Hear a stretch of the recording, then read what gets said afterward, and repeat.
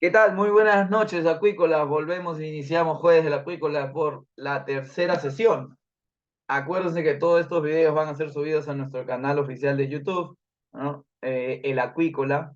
Nos pueden buscar totalmente gratuito el contenido y pues si lo quieren compartir, a alguno de sus compañeros envíen el link.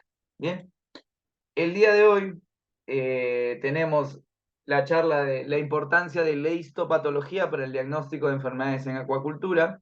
Ahorita les comento un poco sobre el ponente. Siempre la introducción va. Acuérdense que esta es la última semana para poderse inscribir a el curso que tenemos semipresencial de terapéutica veterinaria aplicada en la acuicultura de trucha arcoíris. ¿De qué trata? ¿Cómo es la metodología? Las primeras 5 sesiones son completamente virtuales, se pueden matricular a eso. Me parece que van a ser los martes y jueves, ¿no? Los martes y jueves de 7 a 10 de la noche, virtual. Y la última sesión, la sexta sesión, es presencial, un sábado full day, día completo, en donde vamos a aprender a hacer pienso medicado, vamos a sedar algunos animales y eventualmente también vamos a calcular y a dosificar vacunas por inmersión en trucha, ¿no? Cualquiera que esté interesado en aprender, pues bienvenido sea. Esto lo organiza la Cayetano, pues justo con la doctora Cielo, es uno de los docentes, y quienes habla, Carlos Smith. Vamos a ser parte de la plana docente de ese curso. Hay algunos que probablemente estén aquí, están inscritos. Me parece que todavía quedan cupos.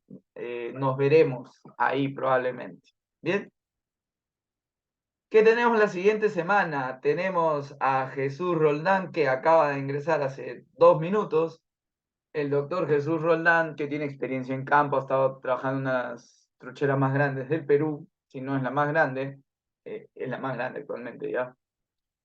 Ahí les contaremos de él. Vamos a hablar sobre la vigilancia de campo de enfermedades infecciosas en la crianza de trucha arcoíris. Bien, ya hablaremos de eso la siguiente semana. Y la siguiente, para terminar casi el mes, tenemos a Cristian Sánchez con el rol de la innovación en la acuicultura peruana, moviéndonos un poquito de sanidad, pero le va a dar el enfoque de sanidad también. Acuérdense que Jueves de la Acuícola normalmente hablamos de sanidad. El otro mes empezamos con ponencias de amigos o colegas internacionales centrados en sanidad y probablemente entre enero y febrero nos movamos hacia otras áreas de conocimiento. Gracias por estar aquí. Esto se hace por ustedes, para ustedes.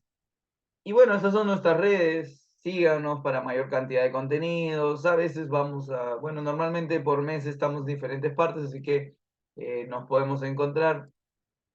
Varias veces me he encontrado con alguno que nos ha visto por redes.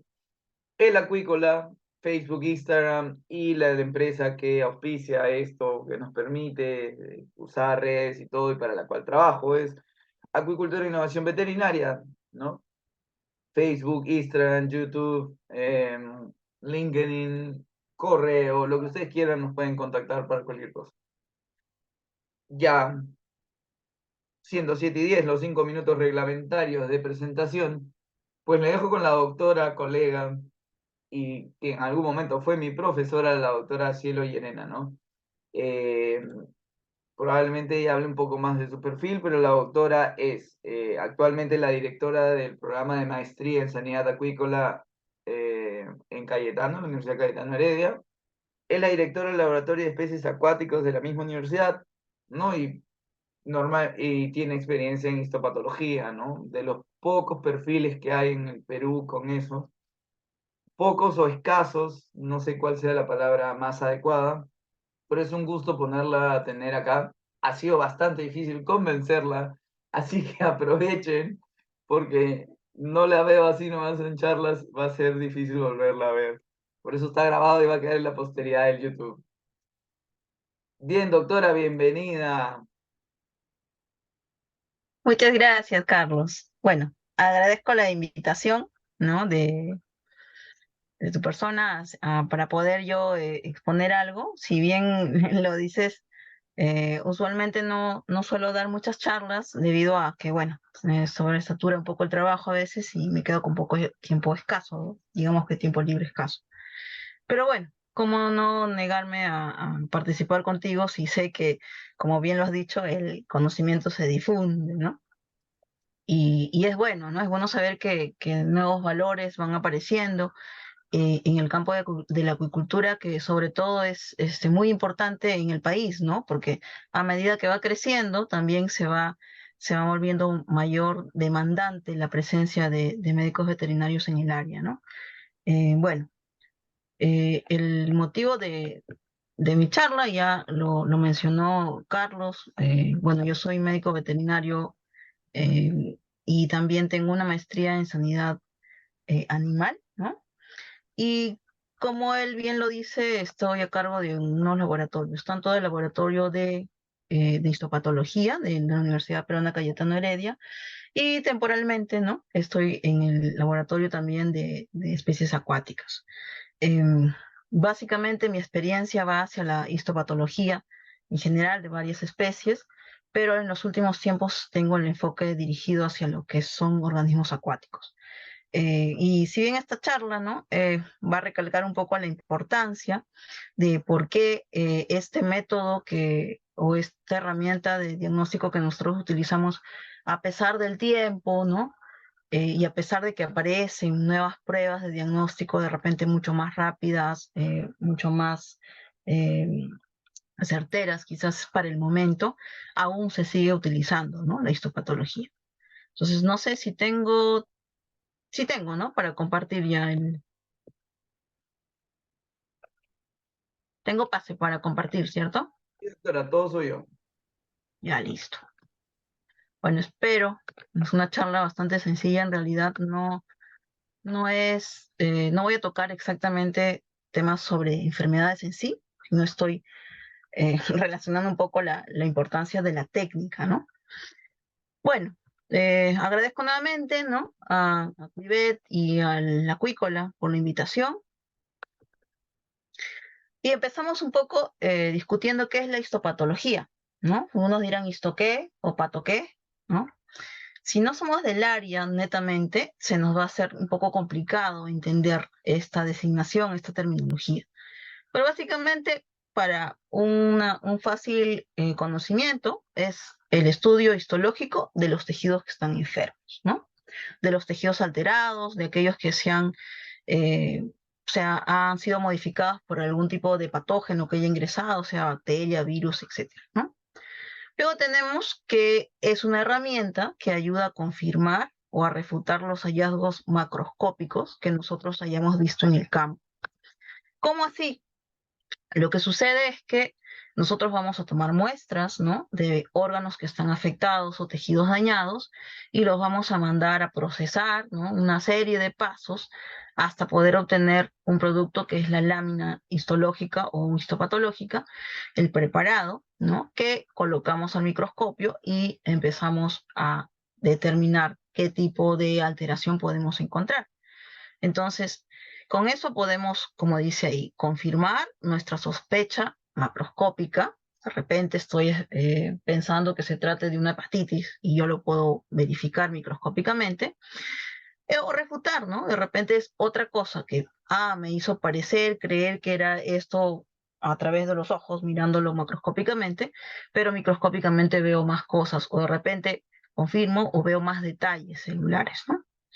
En general es una herramienta diagnóstica, ya les vuelvo a repetir, hay muchas otras pruebas hoy en día que ayudan para el diagnóstico definitivo, pero en este caso la histopatología es importante porque correlaciona, ¿no? Hace pensar un poco la parte, el aspecto clínico del campo con el conocimiento previo que debemos haber tenido de cómo es un tejido sano, ¿no? Y cómo se está alterando a nivel de células o de tejidos o de órganos.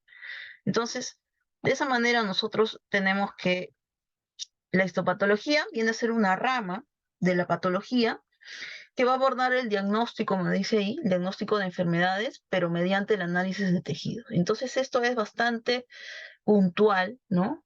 Bastante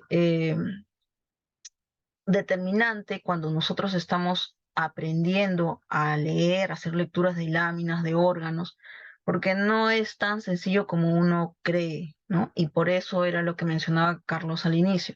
Son pocos, son escasos, porque no muchos toman partido de ese área, ¿no? Porque a veces es un poco más tedioso las capacitaciones, el tiempo que uno tiene que invertir en, digamos que entrenar los ojos, ¿no? Y el cansancio que sobre todo uno siente no tanto por mirar al microscopio, sino por hacer la conversión de lo que nosotros vemos y correlacionarlo con algo que sea real y tridimensional, ¿no? Entonces, estas características macroscópicas nosotros las vamos a tratar de reconocer microscópicamente, ¿no? Y la técnica como tal ayuda al diagnóstico, les digo, ¿no? Además, nos ayuda a pronosticar qué tanto pueden enfermarse nuestros peces o qué tanto se han enfermado. Como dice mucha gente, ¿no? En el área, la histopatología es la foto del momento, lo que pasó en ese momento, en ese individuo, en ese ejemplar que nosotros hemos tomado la muestra. De repente veo, como en este caso, quizás no se entiendan o no entiendan mucho, pero la interpretación aquí sería que ha habido un área de necrosis previa en el tejido renal, en lo cual ha habido una respuesta del individuo generando nueva formación de túbulos renales, ¿no? Esto que parece todo un conglomerado de células, ¿no? Para quienes podemos identificarlo, ya nos da una información un poco más avanzada del caso, ¿no? Esto no se da en horas, se da en días. Entonces yo puedo estar pensando, sospechando que estas lesiones ya están viniendo de más atrás, ¿no? Y también puedo ver qué tan dañado está el tejido, ¿no? Qué tan afectado está el órgano, cómo va a cumplir su función con toda esa alteración que tenga en el momento, porque el organismo va a querer repararlo, va a querer cicatrizarlo, y cómo va a quedar y cómo se va a afectar funcionalmente. Si hablamos de intestino, ¿no? Por citarles un ejemplo comparativo, si uno tiene un proceso diarreico, no es que en el momento que pare la diarrea ya puede comer lo que quiera, ¿no? Sino que tiene que esperar unos días para que se restituya las células que están revistiendo esa parte del intestino, para que se restituya también la microbiota, ¿no? Que está localizada en esa zona, y luego pues podamos seguir comiendo lo que sea, ¿no? Por eso le dicen, ah, ya, tiene que ser una dieta, ¿no? Comida suave, sin condimentos y qué sé yo. Lo mismo ocurre en diversas especies animales, dentro de lo que nosotros estamos viendo específicamente en los peces, ¿no? Y también ayuda la histopatología dentro de un programa de vigilancia de enfermedad, ¿no? Ya la FAO lo ha determinado dentro de un nivel 2, pero también nos ayuda para nosotros hacer una especie de vigilancia pasiva dentro de nuestra piscigranja, porque nosotros sabemos qué cosa está pasando en la granja, ¿no? De repente no es que lo estemos diciendo al vecino o a la otra piscigranja, pero de repente tenemos problemas en calidad de agua, de repente tenemos problemas en que no llega el alimento a tiempo, hay horas de ayuno prolongado en los individuos, ¿no? O puede ser de que tengamos cuadros recurrentes de infecciones, ¿no? Que sean diagnosticadas o no diagnosticadas, ¿no? Porque hay mucho de eso, a veces se usa, se mal usa los antibióticos, pero a veces pasa eso, pasa ese cuadro, se supera y continúa, ¿no? Entonces, es una buena práctica el hecho de poder muestrear, ¿no? Cada cierto tiempo y ver indicativos, ¿no? Ver lesiones que nosotros podamos reconocer y poder corregir a tiempo los problemas que se pueden alterar, ¿no? Ocasionar por enfermedades o cambios, sean infecciosos o no infecciosos. Bueno, esta parte que hemos visto es la parte de la histopatología convencional, pero la histopatología abre también a otras técnicas que van de la mano, ¿no? De los cortes histológicos. ¿Qué es la histoquímica? La histoquímica no es sino la aplicación de protocolos y coloraciones especiales, las cuales nos van a permitir visualizar con mayor certeza algunas cosas o detalles que no lo vemos con coloraciones de rutina como es la H, ¿no? Hematocilina o cina. Y aquí he citado algunos ejemplos, ¿no? Por ejemplo, esta fotografía corresponde a un corte de branquias, ¿no? En los cuales se ven cambios también adaptativos acá, un poco de hiperplasia en las lamelas. Sin embargo, podemos ver, utilizando esta coloración de azul de toluidina, la presencia de bacterias filamentosas como el Flabacterium branchiophyllum, ¿no? Entonces se logra ver, cosa que no se ve con otras, ¿no? Hay otras técnicas, ¿no?, de histoquímica que podemos ver, coloración de Grocott, ¿no?, para los hongos, las cifras se tiñen, como ustedes pueden ver, muy, muy marcadamente, y otras como reacción de Paz, que nos ayudan también cuando hay presencia de polisacáridos o mucopolisacáridos, ¿no? En este último cuadro tenemos una infestación masiva de Ichthyophonus y lo que se ven son las esporas, ¿no?, en el riñón. También podemos trabajar, ¿no? Aunque no se trabaja mucho ya, estas pruebas en sí han quedado un poco relegadas por el costo, porque también se necesitaba mucho personal especializado para poder realizarlos y bastante paciencia para que nos salgan bien los resultados, ¿no? ¿Qué es la inmunohistoquímica, no? Los kits resultan siendo un poco más costosos ahora y bueno, las técnicas moleculares le han llevado un porcentaje de avance, ¿no? Entonces tenemos la inmunoperoxidasa, que son básicamente marcadores. Ahí tenemos la virina, la biotina, peroxidasa, que en este caso es positivo a IPN. Podemos ver células o vacinos pancreáticos y se ve lo positivo por lo que está bien teñido, ¿no? Igualmente en otros órganos, como en el hígado, por ejemplo, podemos ver, ¿ya? Así como hay inmunoperoxidasa, también hay la inmunofluorescencia. También, ¿no?, se puede hacer, se hace en investigación, ¿no? Pero para cuestiones de diagnóstico ya estas pruebas han pasado ya un poquito al costado porque las pruebas moleculares nos reducen el tiempo y también nos ayudan más fácilmente, ¿no? Bueno, este es en inmunofluorescencia indirecta, ¿no? Son marcadores con fluoresceína, por eso brillan, que tenemos el tejido. Se hace una previa recuperación antigénica, tanto en el caso de inmunoperoxidasa como inmunofluorescencia. Se sigue la secuencia del protocolo que indica el kit y tenemos acá la presencia de bacterias, en este caso Ronibacterium. Esto era bastante específico. Recuerdo que para hacer este trabajo se adquirió un kit que tenían diferentes tipos de antígenos, ¿no?, específicos de la zona. Bueno, era de Chile, en realidad no era de acá, pero se podía trabajar con varios de ellos, ¿no? Habían otros laboratorios que vendían, pero que procedían de otras zonas del hemisferio norte, entonces preferimos utilizar uno que sea del hemisferio sur y que esté más cercano a nuestro país, ¿no? Ahora, ¿qué información nos brinda la histopatología?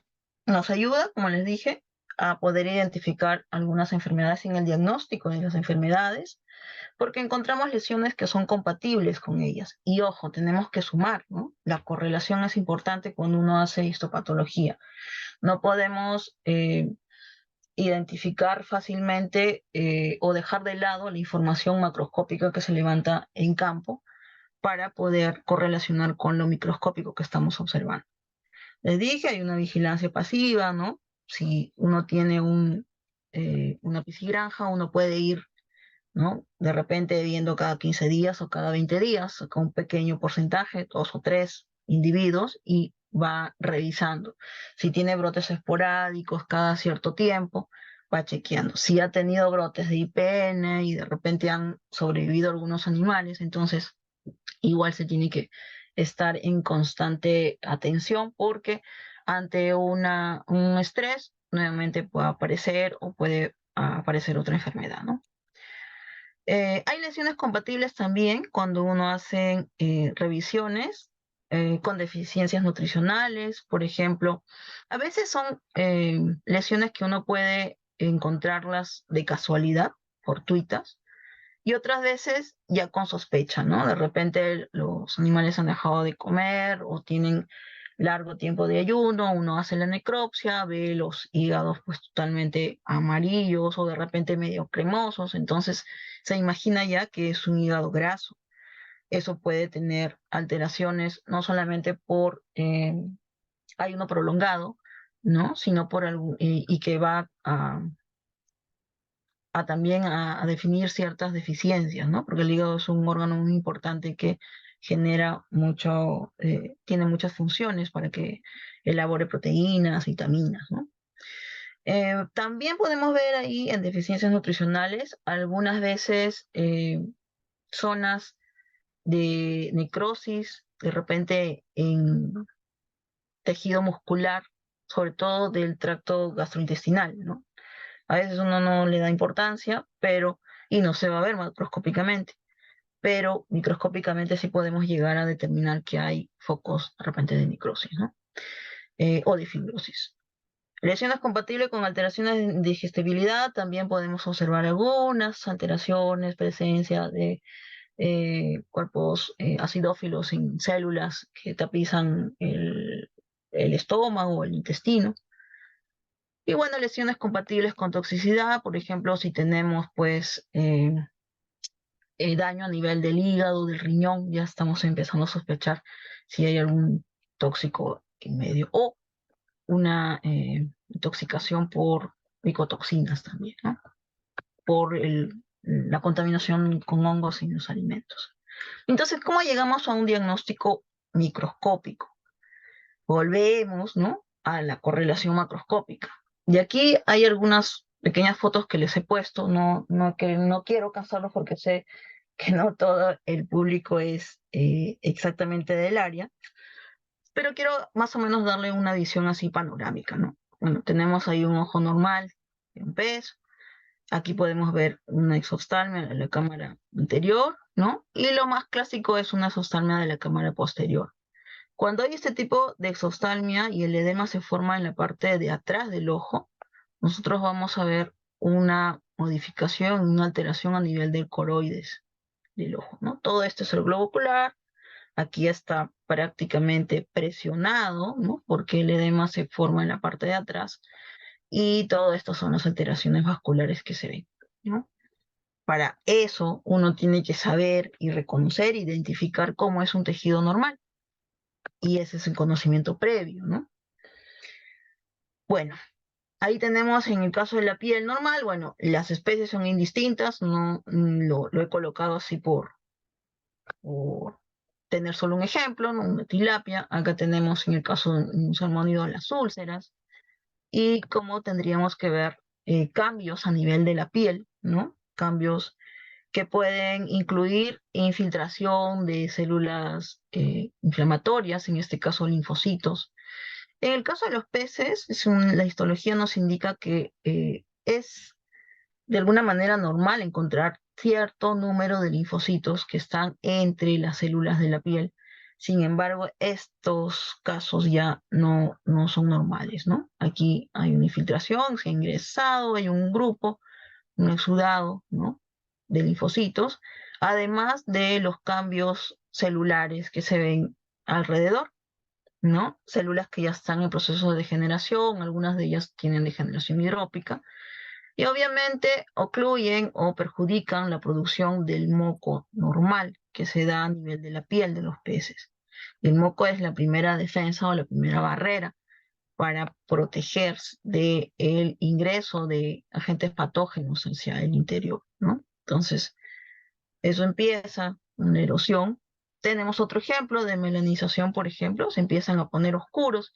¿Y qué ocurre ahí? Hay un cambio, ¿no?, una modificación en la distribución de la melanina. Esto no debería de ser así todo grueso, debería ser casi imperceptible. Sin embargo, cuando los peces están muy negros, se ve de esa manera microscópicamente. Bueno, hay cambios ahí en erosión, ¿no? La parte final de las aletas, que es parte de piel, eh, es muy delgada, ¿no? Incluso uno puede ver cómo es la vascularización y muchas veces también es sujeto de ser fácilmente que pueda erosionarse, que pueda ir desprendiéndose las células o que puedan ir necrosándose, ¿no? Se va a perder parte del tejido. Puede ser por origen bacteriano, sí, ¿no? Que pueden ser por flagobacterium, pero también pueden ser por alguna otra razón, en una mala calidad de agua que pueda estar perjudicando y dañando un exceso de materia orgánica. Bueno, acá se me pasó, esta era una fotografía que debería haber mostrado antes. Esta es una foto, una microfotografía de una piel sana, de cómo deberíamos encontrar todo de una manera armoniosa, ¿no? La distribución de las células y cómo se altera, ¿no? Visto al microscópico cuando hay cambios degenerativos, ¿no? Acá se pueden ver, por ejemplo, que hay una primera reacción que ha sido del pez, el aumentar el número de capas de las células, ¿no? Del epitelio. Pero no con eso, no ha podido, no ha servido de alguna manera y también se observan cambios degenerativos allí, ¿no?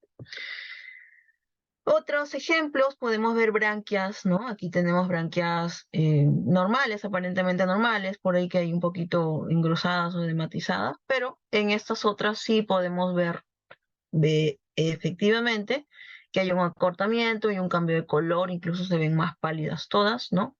Y se ven acortadas, de repente atrofiadas, medias necrosadas. Cambios, por citar ejemplos, ¿no? Lesiones microscópicas a nivel de branquias. Podemos ver cambios ocasionados, por ejemplo, aquí hemos pillado así, de una manera eh, fortuita a un parásito, ¿no? Que básicamente son monogeneos, como los cortes se van a ver en 2 dimensiones, esto tiene que ser transformado en nuestro cerebro en 3 dimensiones. Y podemos ver cambios de adaptación, ¿no? En el epitelio de los filamentos, de las lamelas, ¿no? Cambios que van a ser, que si bien es cierto, en algunos casos pueden ser reversibles, pero van a afectar la función normal. Y como ya saben, a nivel de las branquias se produce el intercambio gaseoso. Si a eso sometemos a los peces en aguas que no tienen una cantidad de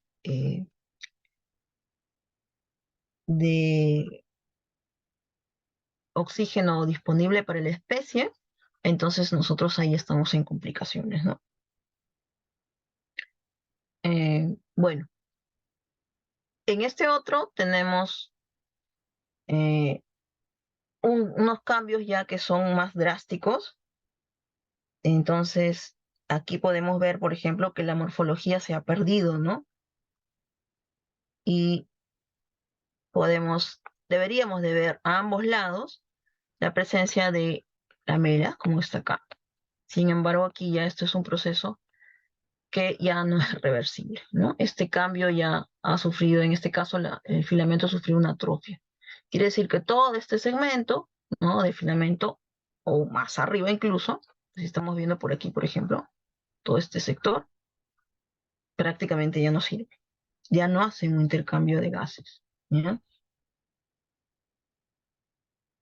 Bien, aquí entonces tenemos también otras fotografías, ¿no? Branquias con la presencia de hongos aquí.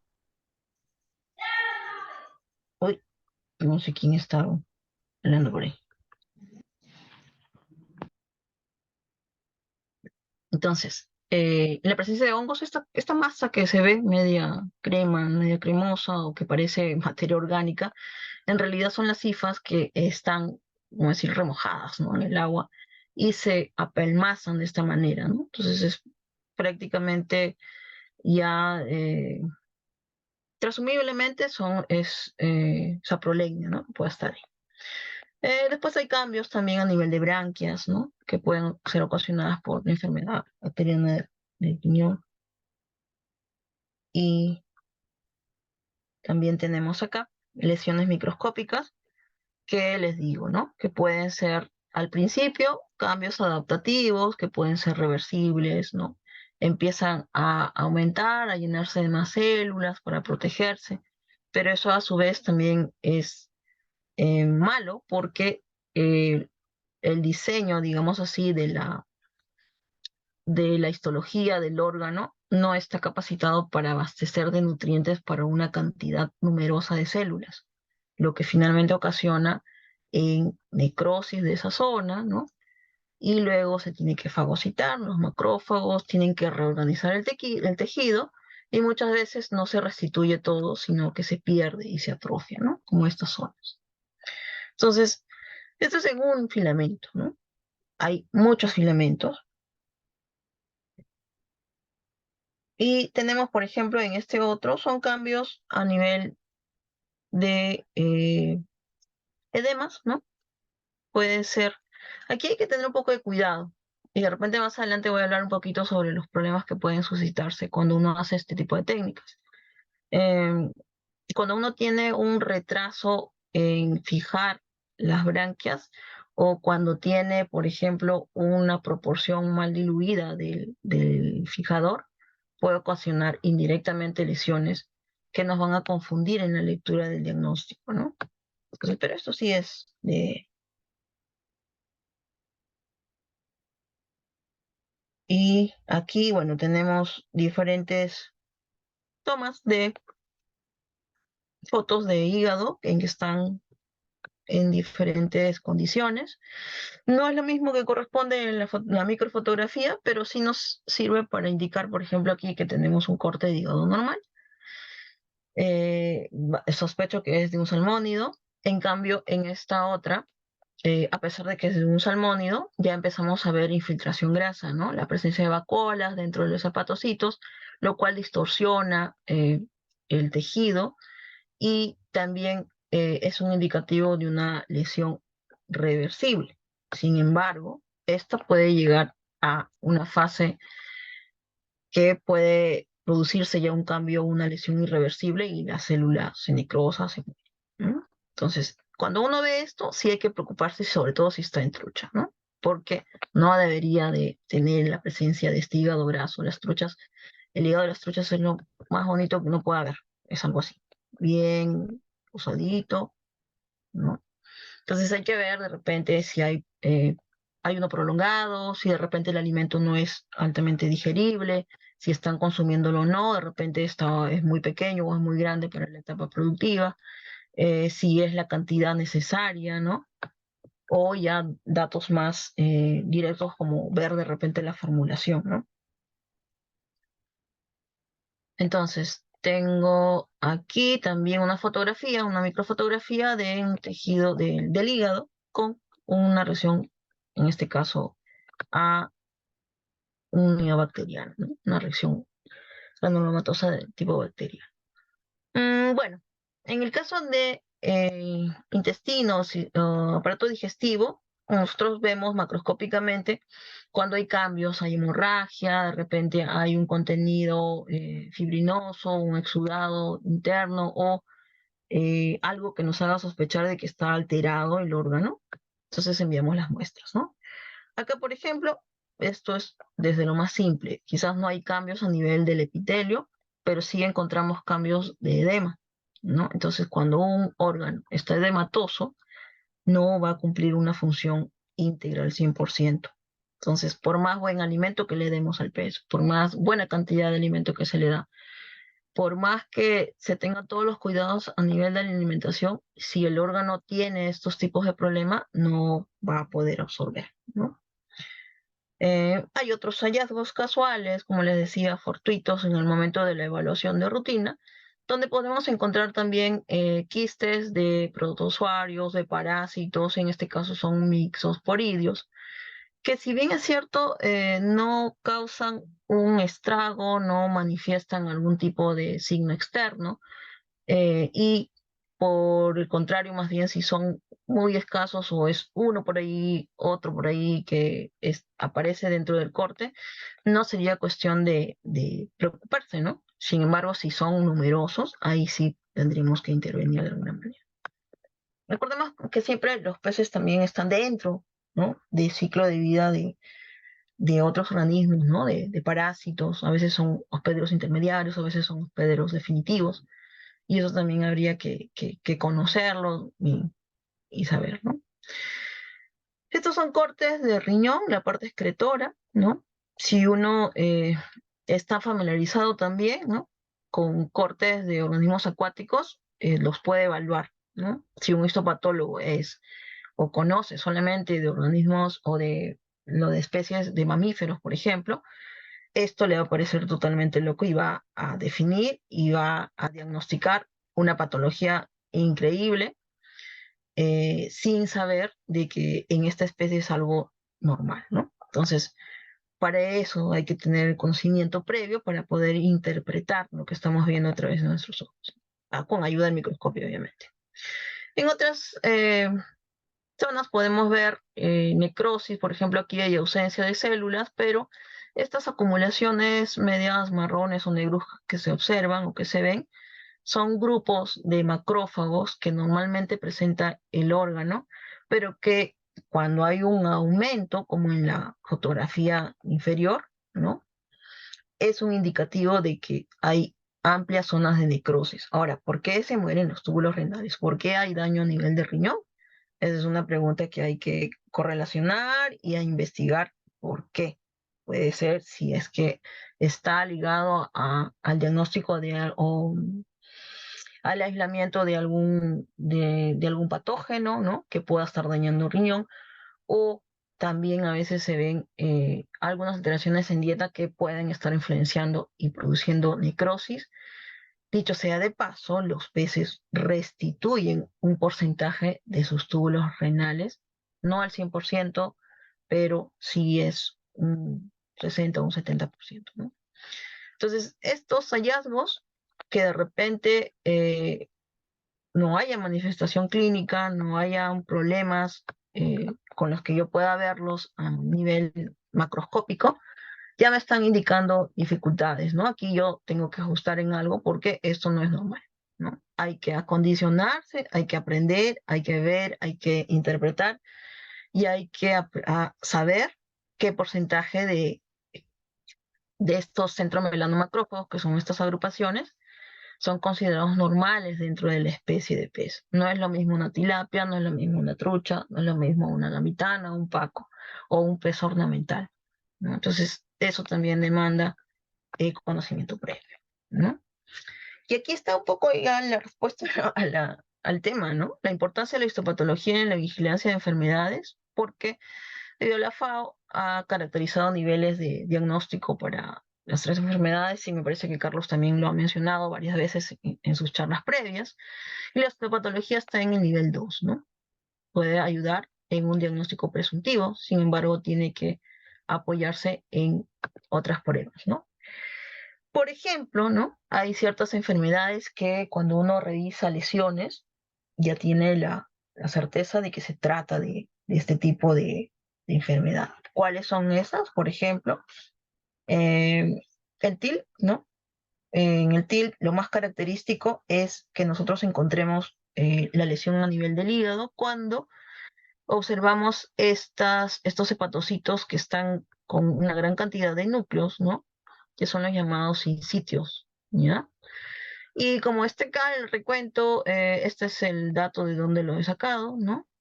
Del doctor Hatton, no sé cómo se pronuncia eso, pero es una recopilación que hizo en el 2018 de todos los lugares donde se habían reportado el TIL, ¿no? Y todas las lesiones, como ustedes pueden ver, son idénticas, ¿no? Por ahí más o menos, unas que se delimitan mejor, pero todo eso es característico, ¿no? Entonces, un hepatocito normal, que uno está acostumbrado a verlo, que forma un pequeño cordón o está en secuencia con otros, es totalmente distinto a estos hepatocitos sincitiales que nosotros encontramos en un cuadro de TIL, ¿no? Hay otros cambios a nivel del hígado que podemos ver por muchas zonas, ¿no? Fibrosis, ¿no? Tejido que nos indica que ya es un cuadro de curso crónico y en estos casos toda esta zona se pierde, ya no hay restitución, ya no se puede recuperar el tejido del hígado, por ende esa zona no funciona. Y bueno, otras lesiones que pueden también estar relacionadas y que pueden ser características o de llamadas secuelas de lo que alguna vez ocurrió cuando hubo el tilo, ¿no? Si son individuos, digamos que nosotros vemos eso en el momento, pero imaginamos que aquellos individuos que se recuperaron o que superaron el cuadro van a estar con lesiones múltiples de, bueno, en este caso hepatitis crónica, ¿no? Y así como en los seres humanos, ¿no? Si uno sufre del hígado, no es tan común que uno pueda estar yendo a comer el pollo a la brasa y etc. de cosas, y luego vivir feliz, ¿no? Siempre va a tener problemas y complicaciones, tiene que cuidarse. De esa misma manera, también los individuos, en este caso los peces, van a tener esa repercusión en su salud. Ahora, otra de las enfermedades que también que la histopatología nos ayuda a reconocer es, y he tocado estos dos que son infecciosas, ¿no? En salmónidos, la necrosis pancreática infecciosa. El órgano blanco, el órgano que el virus prefiere y donde se replica con mayor, y donde produce un mayor tipo de lesión, es el páncreas, ¿no? Bueno, aquí ya hay infiltración grasa. Aquí podemos ver todavía un poquito de zonas de necrosis y se reemplaza básicamente con el tejido graso, ¿no? El tejido graso en realidad no sirve de mucho, no cumple la función que nosotros requerimos para el órgano y en este caso nosotros podemos ver este tipo de lesiones que son características para IPN, ¿no? También a lo largo, acordémonos que los higos pilóricos están, eh, mejor dicho, el páncreas está ubicado entre la grasa que está entre los higos pilóricos, de tal manera que los higos pilóricos también se van a ver afectados, ¿no? Y vamos a observar exudado en el interior de ellos, ¿no? Y algunas veces se van a poder ver también algo de necrosis. Entonces, eso es básicamente la importancia eh, de la histopatología, ¿no? Y ahora, ¿cómo es que se elabora el procesamiento de láminas? Esto a veces se ignora porque uno lo envía al laboratorio y cree que ya tomando la muestra, fijándolo en lo que se indica, ya todo es simple y me va a salir la lámina y luego el patólogo lo va a leer, ¿no? En realidad no es tan sencillo. Es, en este caso, eh,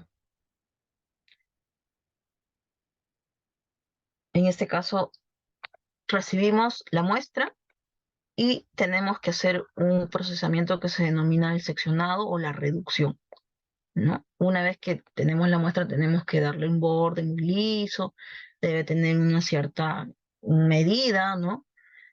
Porque eso va a ayudar en la técnica. Tenemos que seguir colocando en unos aparatos o dispositivos especiales para someterlos a un procedimiento, ¿no? Si uno tiene un equipo que es automático, solamente programa y eso va saliendo, va corriendo, va a estar las 2 horas o dependiendo de cuánto lo marquemos y luego se eleva a esta plataforma, gira todas las muestras nuevamente que están como una especie de saldita, baja y uno se olvida, lo programa y llega al día siguiente y ya está para colorear, ¿no? Si no, uno no tiene eso, eh, tiene que hacerlo a mano, ¿no?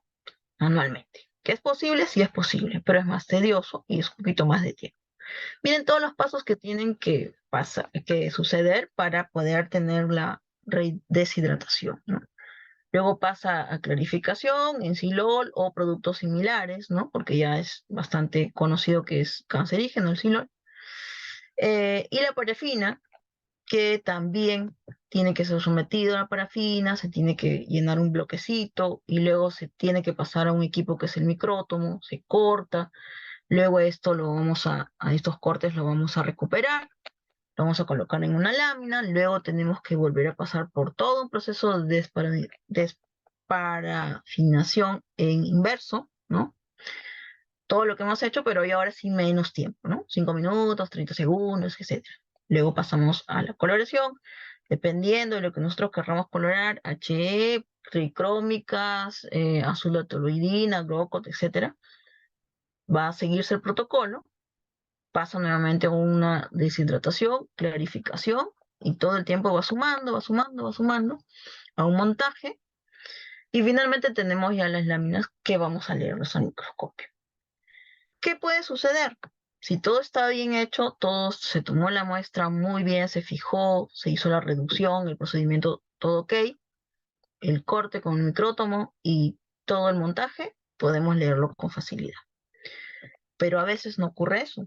A veces hay problemas en los cuales perjudica directamente lo que es la lectura de la lámina, ¿no? Decimos lectura porque en realidad hay que ver, interpretar y, bueno, ponerlo, plasmarlo en un documento. Entonces, ¿cómo se lee un preparado histológico, ¿no? O histopatológico? Es fácil ver. la lámina y que nos cuente todo. No es tan fácil, ¿no? Aquí es donde necesitamos un conocimiento previo, ¿no? Porque es de un órgano, vamos a extraer un pedacito y nosotros tenemos que estar más o menos viendo, ¿no? E imaginándonos, esto es lo que vamos a ver a través del microscopio, ¿no? La imagen histológica. Pero este mismo observador debe tener un conocimiento previo, que es el modelo histológico de ese órgano. Entonces yo voy a ir reconociendo, ay, estoy aquí, estoy en esta zona, qué sé yo, ¿no? Entonces ese es el mayor problema y la mayor complejidad por la que hay pocos histopatólogos, ¿no? En general, en todas las áreas, en todas las especies. Eh, Porque ese trabajo de convertir una imagen tridimensional, ¿no? Que es fácil coger, no sé, una manzana, una naranja, yo la corto, la miro, la parto en dos, en tres, y entiendo cómo está, pero nosotros vemos una imagen 2D, dos dimensiones, a través del microscopio. Entonces, estos cortes que ustedes ven acá son los cortes y las láminas que nosotros vemos al microscopio. Si imagináramos que tenemos una manguera y le hacemos diversos cortes, nos va a dar diferentes, entre comillas, imágenes, ¿no? La reconstrucción mental es lo que cansa, ¿no? Agota. Si no está leyendo todo el tiempo, 10, 15 minutos, 30, pero si está leyendo 2, 3 horas, 5 horas, cansa, ¿no? Entonces, ¿cómo es este tipo de la distribución o los planos de corte? Esta es una estructura, digamos que tridimensional, vascular, un vaso sanguíneo. Miren, la sangre se derramó por acá. Tiene una pared, yo hago un corte transversal, veo la pared, ¿no? El centro, que en este caso debe estar lleno de sangre, pero se vació y está en blanco. Y tengo también un corte longitudinal, ¿no? El corte longitudinal me dice, me expresa otra cosa, pero es la misma estructura. Este ejercicio siempre lo ponemos en clase para los alumnos, ¿no? Imagínense ustedes tienen sus huevos enconchados y empiezan a partir, ¿no? Digamos, seguimos la secuencia, el corte, y todas estas imágenes que nosotros vemos acá pertenecen a una misma estructura, pero hay que saber interpretarlas, ¿no? Porque de repente yo por acá, ¡uy, no tiene yema el huevo! Y eso no es verdad, sino que estoy en un extremo donde no lo puedo ver, ¿no? Entonces acá puedo decir, ¡ay, tiene una yema enorme! No, porque en realidad yo estoy en un corte que me da la impresión de, ¿no? Entonces, ¿cómo puedo ver o cómo puedo saber, cómo puedo interpretar el corte? Yo cuando estoy cortando el microtomo no veo exactamente cómo está. Cuando mando mi muestra, la mando de muy buena fe, pero a veces el corte o la inclusión en la parafina no es la más adecuada y cuando veo en el corte, en el preparado, en la lámina, digo, ay, lo colocaron en una forma invertida, ¿no? Entonces, hay complicaciones ahí. Estos órganos como el hígado, el riñón, valga por el lado que le cortes, lo vas a ver idéntico, ¿no? Estas secciones, estos cortes, ¿no? Fíjense, es tan clásico cuando uno corta un limón, ¿no? Puede ver si las secciones están de alguna manera más diferentes, ¿no? Según el tipo de corte, si es un corte oblicuo, si es un corte transversal, si es un corte longitudinal, ¿no? Igualmente, el mismo ejercicio les hago, ¿no? En estructuras del riñón, por ejemplo, para que ellos puedan interpretar cómo es que yo hago un corte. Un corte preciso y bonito sería este, ¿no? Otros por ahí que ya tengo que interpretar de otra manera. Y este es un corte que les mostré hace un momento del riñón, ¿no? Un corte transversal limpio de un túbulo renal, aquí hay otro. Aquí me parece que se va a querer formar otro y debería de indicarme por ahí que ha habido alguna zona de necrosis. El vaso, ¿no? A diferencia de otras especies animales, los peces tienen los eritrocitos, los glóbulos rojos con núcleos. En los mamíferos no hay eso. Entonces nos confunde un poco más porque vemos una serie de puntitos que tenemos que adecuarnos a interpretarlos. Este es un acino o un grupo de acinos pancreáticos muy normal, debería ser un páncreas sano, pero en el caso de la necrosis pancreática infecciosa, estos se necrosan, ¿no? Se mueren y se activan porque las células del páncreas tienen una gran cantidad de enzimas porque ayudan en la digestión.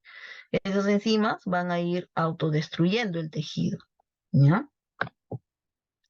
Se produce más necrosis. Páncreas endocrino. Dicho sea de paso, en algunos casos, y no sé por qué, he encontrado algunos islotes que están muy grandes, muy grandes. No sé, me queda la duda de por qué están grandes en algunas truchas así. Bueno, este es un corte de hígado, ¿no? Que habíamos visto hace un rato, con hígado graso. Aquí hay unas pequeñas vacuolas. Pero hay que conocer y diferenciar cuándo es un hígado de un salmónido, cuándo es un hígado de un cíclido, ¿no? De una tilapia, porque podemos dar una mala interpretación y poder decir algo malo cuando en realidad es algo normal, ¿no? Bueno, entonces, ¿cómo sigo? ¿Cómo hago para revisar mi lámina, mi preparado? Lo primero es inspeccionar la lámina. A veces uno puede notar que el cubre objeto o la laminilla está mal colocada. Se equivocaron en el momento de etiquetar y le pusieron la etiqueta por detrás. Y cuando yo cojo y lo voy a poner al microscopio, en aumentos menores no tengo problemas, pero paso al 40 y no lo veo, y no lo veo, y muevo todo el microscopio y no puedo ver el tejido porque la lámina está invertida. Simplemente por eso, ¿no? Hay que reconocer en qué plano de corte estamos, ¿no? Qué órgano en primer lugar y en qué plano de corte. Tenemos que calibrar el microscopio también, hay que conocer cómo se maneja este equipo, ¿no? A veces mover por ahí el condensador, mover el diafragma, nos hace un cambio total de la visión que podemos chequear a nivel de una lámina. El sistema de iluminación, ¿no? Debe estar bien enfocado también, los objetivos, y empezar siempre con el menor objetivo panorámico y luego ya los de mayor aumento. Hay que tener una secuencia, una ruta, como dice acá, un trayecto de lectura. Es bueno, hay que aprender a acostumbrarse, porque si no, imagínate si yo tengo que leer 2 láminas, de repente, las leo por donde va. Pero si tengo que leer 50 o 60, ya cambia la situación, ¿no? Entonces tengo que mantener un orden y no estar repitiendo y volviendo a lo mismo, ¿ya? Bueno, una visión panorámica, reconocimiento de órgano. Hay que reconocer que sean los órganos que estén en buen estado y hay que diferenciar la autólisis. La autólisis es un proceso de putrefacción normal. Cuando los individuos se mueren o el tejido está muerto, se liberan todas las enzimas de las lisosimas que tenemos en todas las células y eso empieza a degradar, ¿no? A romper, a destruir todas las células. Entonces yo no puedo hacer una interpretación cuando tengo un tejido autolítico. Ahora le vamos a ver en una foto. Excelente. Bueno, identificar el plano de corte y también correlacionar, ¿no? Si tengo sospecha de, o veo la identificación de lesiones y voy correlacionando. La inspección de la lámina es simple, ¿no? Podemos ver, a veces se ve desde lejos nada más, en el caso de las branquias, por ejemplo, ya sé que son branquias, ¿no? Acá tenemos un alevín, probablemente está, no, que dice un juvenil, ¿no? Completo, casi completo. Hay que calibrar, ¿no? Hay que revisar siempre el equipo, la secuencia de lectura. Algunos mencionan que esta es una buena secuencia y luego pasar en sentido inverso, ¿no? Pero eso ya uno se adecua también a cómo tiene que hacer la lectura. De visión panorámica es más lejitos, ¿no? Lo panorámico, lo que todo se puede ver. Luego vamos aumentando hasta un aumento ya en detalle en el que podamos ver pequeñas estructuras que a simple vista, en una vista panorámica, no se pueden ver, ¿no? Aquí, por ejemplo, yo puedo ver, hay una hiperplasia en el epitelio, ¿no? Y en esto, no hay cuerpos, hay un poco de apoptosis ahí. Y este es el mayor problema. Esta es la autólisis, ¿no? Entonces mando mi muestra, toda contenta, pago mi servicio, digo, ya, de acá a 7 días voy a tener los resultados. Voy a recoger y dicen, no, es una muestra que está autolítica y no se puede hacer la lectura. ¿Pero por qué? Y sucede todo. todos los pasos previos que he mencionado y encuentro esto. Entonces, esto es lo más caótico que puede haber para un patólogo cuando le dicen, la lectura, y uno encuentra este tipo de tejido. Aquí ya no se puede leer nada, nada, nada, ¿no? Porque ni siquiera, bueno, ya yo un poco por la experiencia puedo decirle, saben que este es intestino, ¿no? Pero alguien que desconoce no se puede interpretar. Y no puedo yo como patóloga decir, miren, tiene una enteritis o tiene una necrosis o tiene, no sé, una hiperplasia. Simplemente no puedo porque es lanzarme a la piscina sin saber nada, así de simple, ¿no? Entonces, ¿cuáles son esos problemas que nosotros encontramos, ¿no? Bueno, la autólisis o es la degeneración post-mortem, ¿no? ¿Qué pasa con esta? El tejido se observa de mala calidad, ¿no? Puede ser por una mala toma de muestra, cogí de repente y me demoré en colocarlo en el fijador, o puede ser que el fijador haya estado mal diluido, no en la proporción adecuada.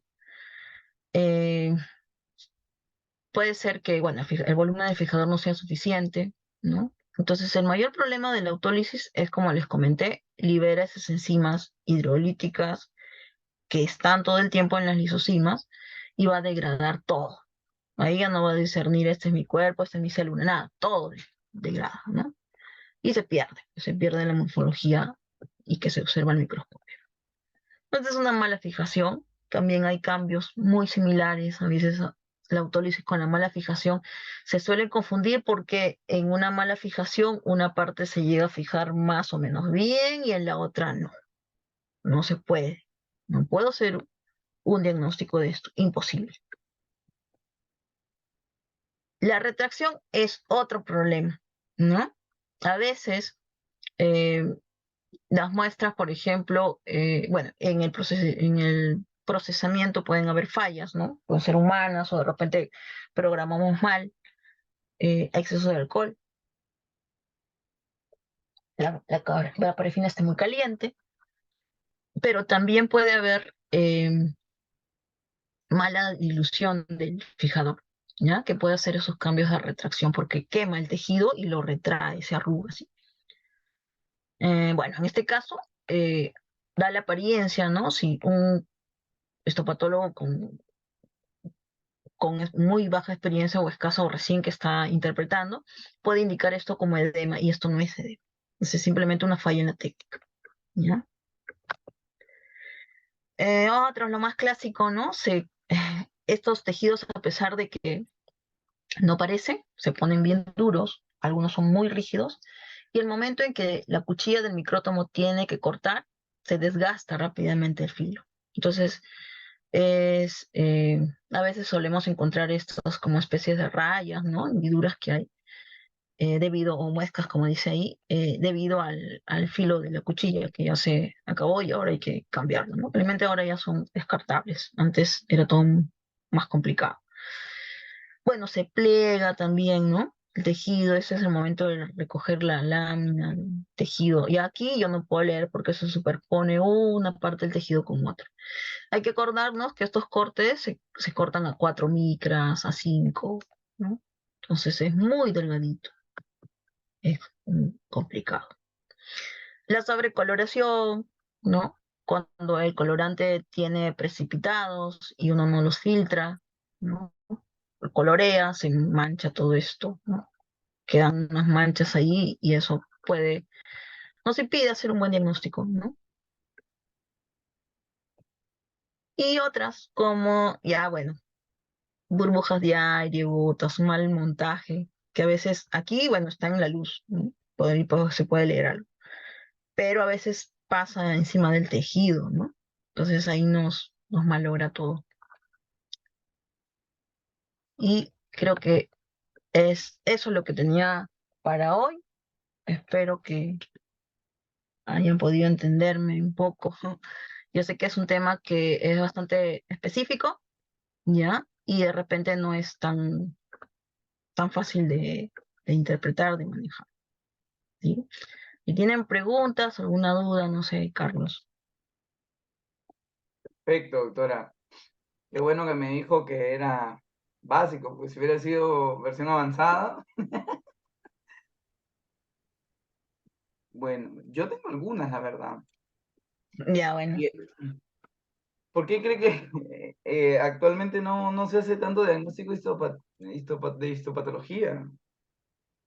Bueno, una de las cosas también es el problema de procesamiento, porque se utilizan insumos que son controlados, ¿no? Que tienen que estar obviamente manejando dentro de un laboratorio. Es un poco costoso y como dije al inicio, tiene que haber un personal que conozca cómo hacer primero la elaboración de la lámina, ¿no?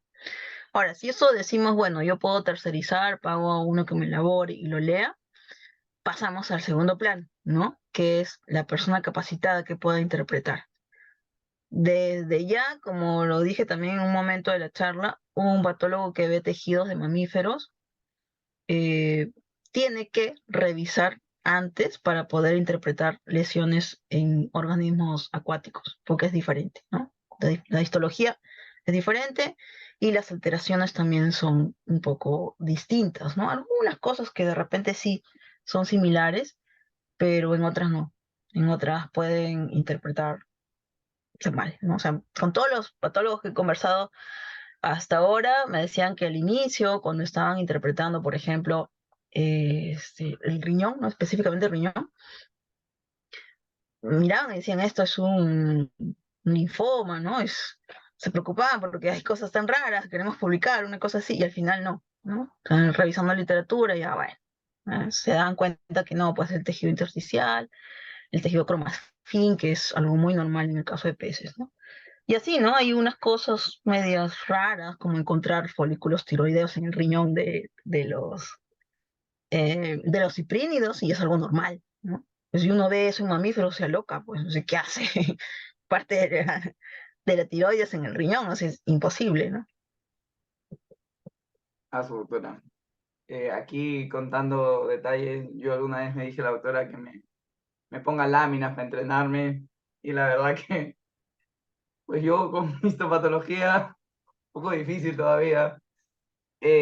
Doctora, de hecho, a mí me parece súper importante la histopatología porque complementa mucho. Podemos ver temas de calidad de agua, nutrición, digestión, no solo restringirlo a enfermedades infecciosas, ¿no? Y de hecho es una limitante que tenemos en los diagnósticos.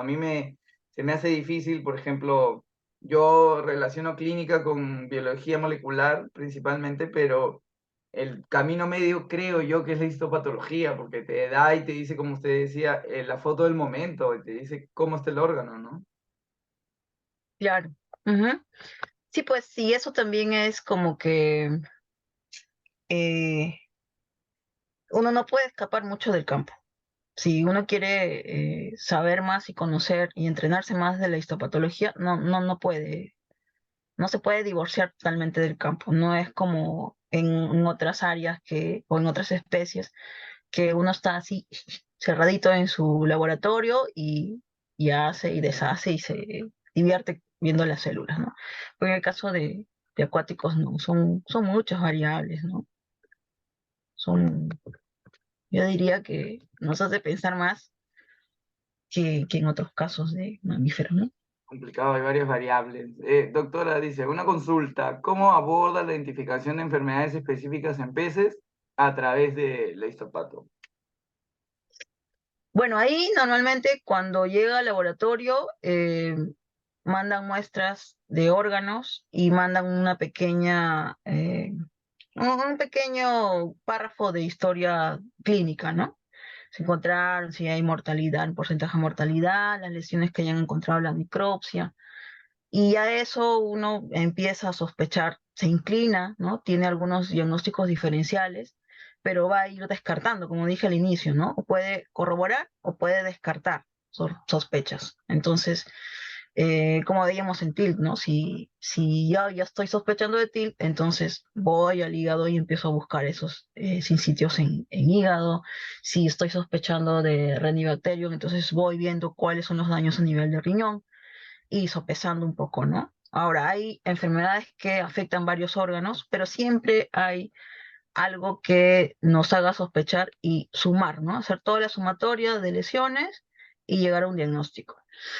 Es bueno también, ¿no? No que se pueda corroborar y contrastar con otras pruebas. Y ahí viene justamente la importancia de los otros métodos de diagnóstico. No, no nos vamos a quedar, ni soy defensora a capa y espada de la histopatología. Yo sé que tiene sus limitaciones, pero es importante porque, como dije, nos puede dar una visión de lo que pasó antes o de lo que está pasando en esos días previos y puede darnos también una visión para más adelante.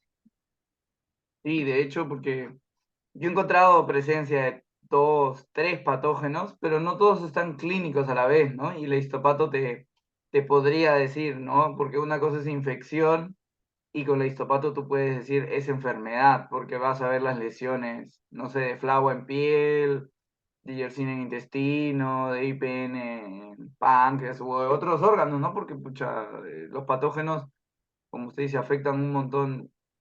Interesante. ¿Hay alguna otra pregunta, chicos? ¿Se han quedado? ¿Te los he dejado abandonados? Creo Acá que hay hay otra. una ahí. De Norma, Sí. excelente ponencia y didáctica. El mucus es la primera barrera para patógenos, así como los amigos agricultores usan baños de sal, y estos baños pueden generar daños en las branquias. Sí, no, doctora, usted misma. Bueno, siempre estamos con esa disyuntiva y nos cayó ya la sal. Bueno, de exactamente el mecanismo no lo sé, ¿ya? Pero de alguna manera induce a la producción de mucus, ¿no? Entonces, eso, en teoría, ayudaría, ¿no? Ahora, también es a través de las branquias que tienen sus células de sal, ¿no? De cloro, mejor dicho, en las que van a equilibrar, ¿no? Su equilibrio hídrico va a estar relacionado a eso.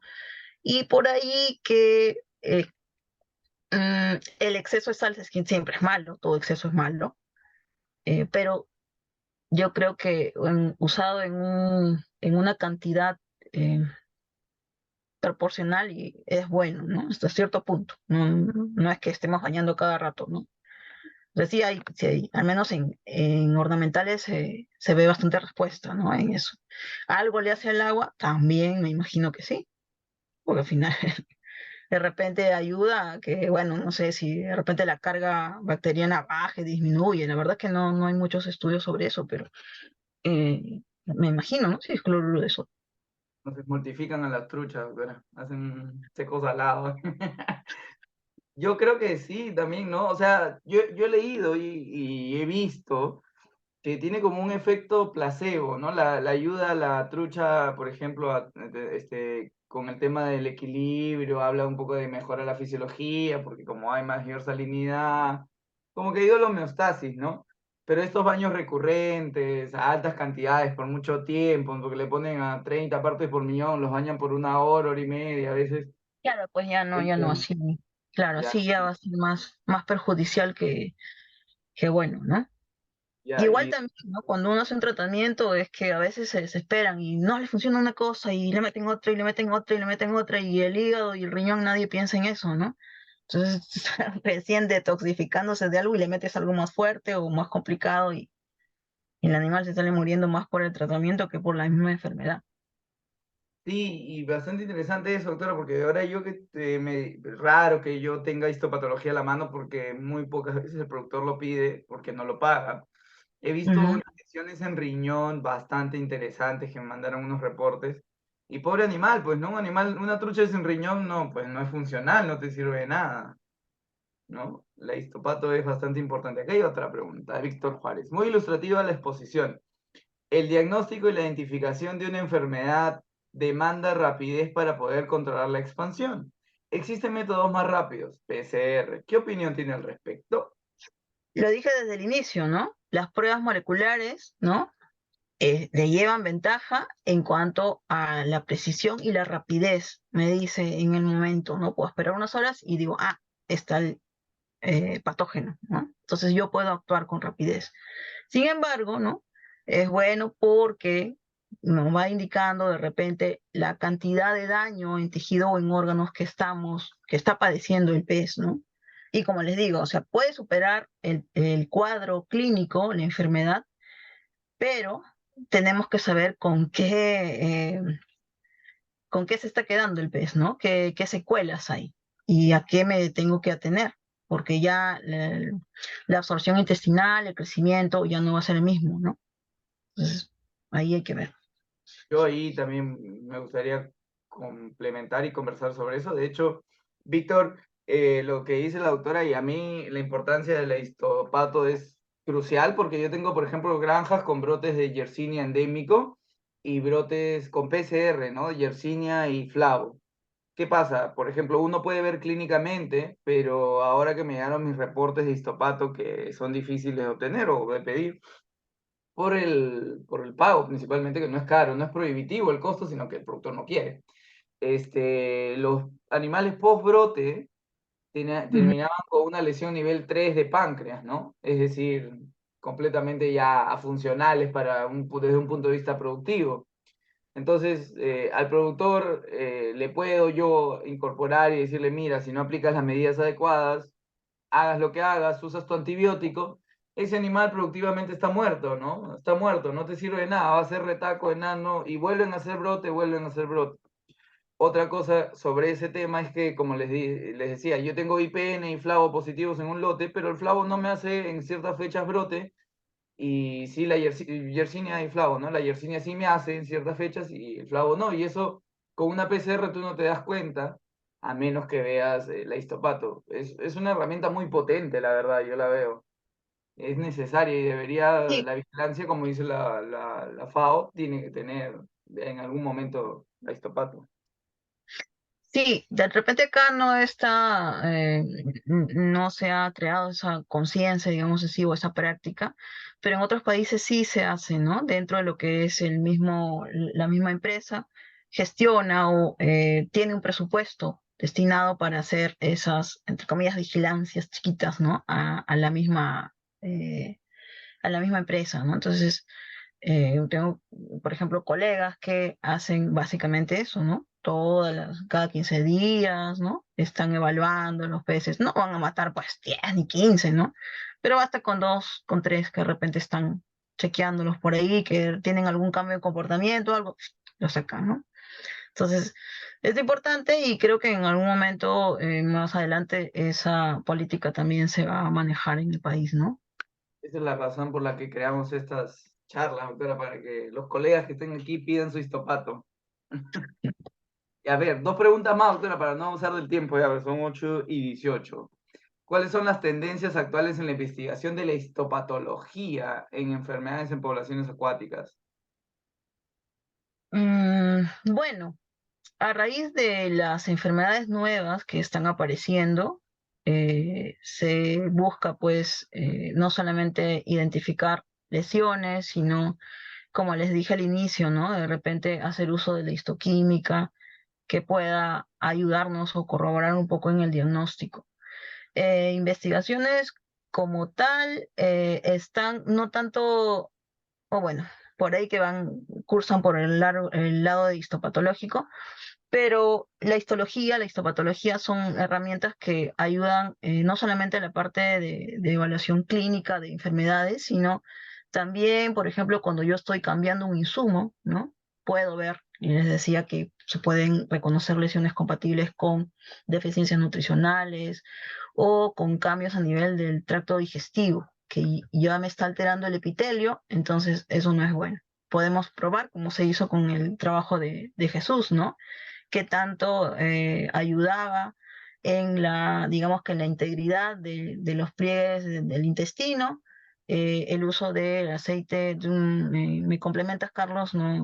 El producto ¿Esencial? exacto, ¿no? ¿O quiere decir el nombre Esenciales, comercial? ¿no? No, no hay que hacer cherry, doctora. No, no, pero, o sea, no nombre comercial, pero lo que contenía, ¿no? A eso voy. Ah, era aceite de jengibre, manzanilla, orégano y uno más. Como Ujú. cuatro. Entonces, ahí, por ejemplo, en ese tipo de trabajos se ve la integridad y los cambios que puedan presentar el epitelio como tal, ¿no? En algunos casos, de repente la dosis puede afectar y en vez de ayudar, malogra todo el intestino, ¿no? Entonces vemos enteritis, procesos inflamatorios, infecciosos también, y eso definitivamente no da, ¿no? Entonces, pero sí cuando vemos, por ejemplo, cambios beneficiosos en la integridad del intestino, como puede ser de repente un aumento de mucus por ahí considerable, o hacer uso de la histoquímica para ver qué tanta proporción de glucosaminoglucanos se incrementa, ¿no?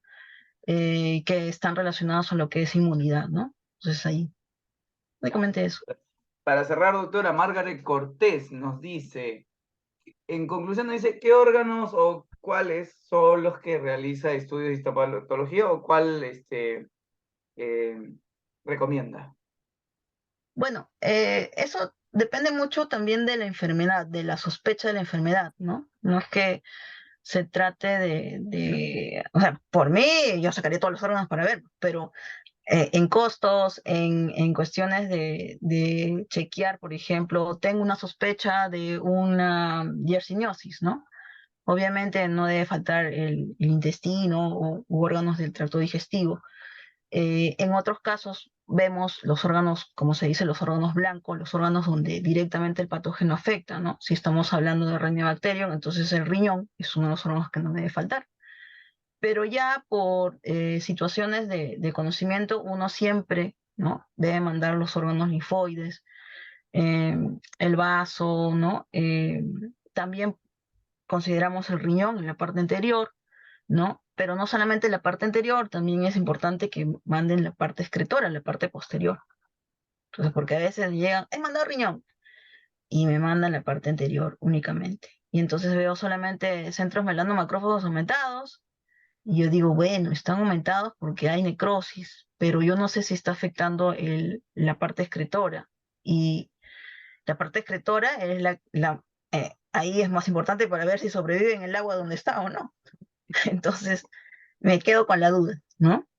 Eh, el hígado, ¿no? El hígado es un órgano también, las branquias, ¿no? Y dependiendo ya de las enfermedades, pues si estoy hablando de una estreptococosis, por ejemplo, obviamente el corazón, ¿no? El cerebro, ¿no? Aparte de los otros órganos que se han mencionado, ¿no? Doctora, muchísimas gracias por su tiempo. Ha sido difícil poderla centrar a esta charla. Lo voy a apreciar y el YouTube lo va a agradecer. Acuícolas, gracias por estar presentes. Compartan el video, suscríbanse y hasta luego. Chao, doctora, gracias. Ya, muchas gracias a ti. Nos vemos. Buenas noches con todos. Chao, chao.